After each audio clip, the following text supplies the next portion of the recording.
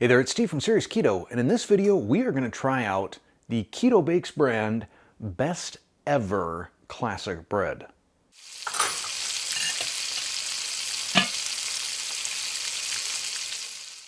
I think you kind of set yourself up for failure when you label your product the best ever. Let's see, what else does it say? Soft yet sturdy enough for sandwiches with a delicious yeasty homemade flavor, grain-free, gluten-free, sugar-free, only 0 net carbs. I find that claim a little bit dubious. So let's see how they calculate that. 5 grams of carbs, 1 gram of sugar alcohol, 4 grams of fiber equals 0 net carbs. That is per slice. It says there are 20 slices per loaf. We'll see about that.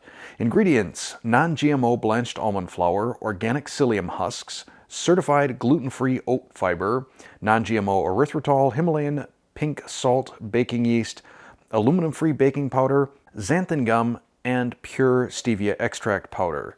So I'm assuming by slicing this thin enough that you're getting 20 slices, that probably puts you in that half gram of net carbs range, and you know the FDA says you can round down, but I'm not real comfortable when companies do that.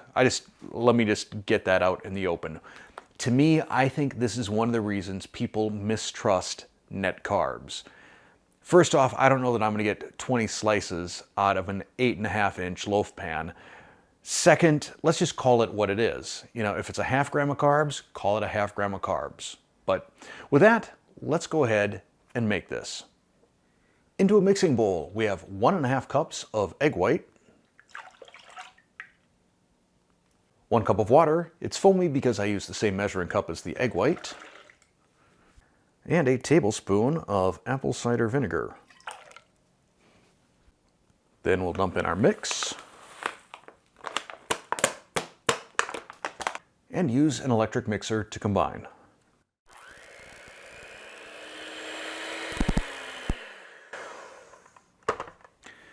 The instructions say that I'll have a porridge-like consistency, which this seems to be. Then we'll pour this into an 8.5-inch bread pan that I have lined with parchment. I'll kind of even this out here as best I can. I'll bang it a couple times on the countertop to get it to settle. And then this will go into an oven preheated to 350 degrees Fahrenheit for 100 minutes.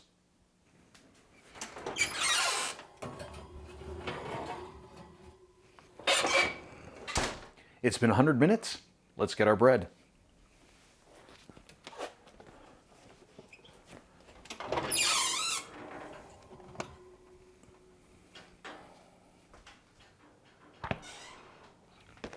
All right, the loaf formed pretty nicely. Now we let this sit for a half hour before we slice. All right, let's slice this up.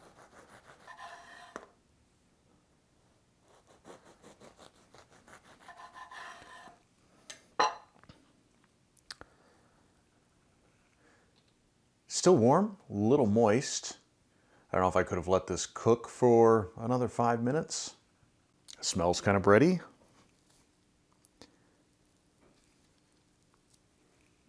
Decent tear. Yeah, still a little moist. I probably could have gone, I don't know, maybe 5 more minutes, I think, especially if I would have covered the top with a little bit of foil to keep it from getting any darker.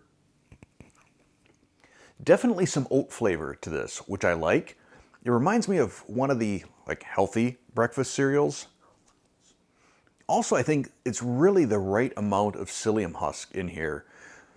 You know, psyllium husk adds a little bit of chew, but you get too much, and it gets sort of this weird feeling on your teeth, or at least on my teeth.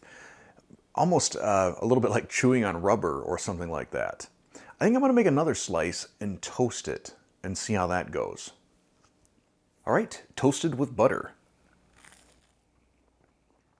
That is good.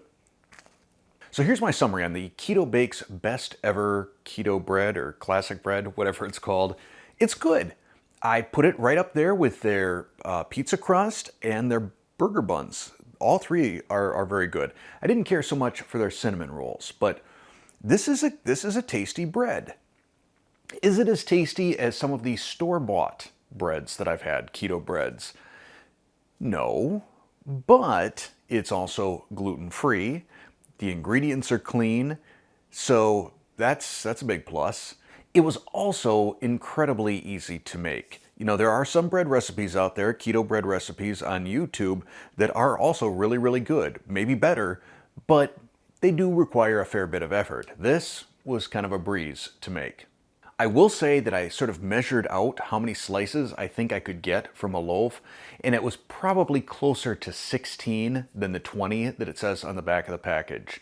So I would say take the nutritional information with a tiny grain of salt. I think you're probably looking close to a gram per slice if you're slicing it the way that I do. Again, I don't like the way that we can do nutritional labels here in this country with some of the rounding. I would rather go out to a tenth of a decimal point, call it what it is. I will include a link to the Keto Bakes website down below in the description, along with a coupon code, I believe, for 10% off. So if you're interested in making your own bread, but you don't want to go to quite the degree of effort that some of the recipes require, check it out. And thanks for watching.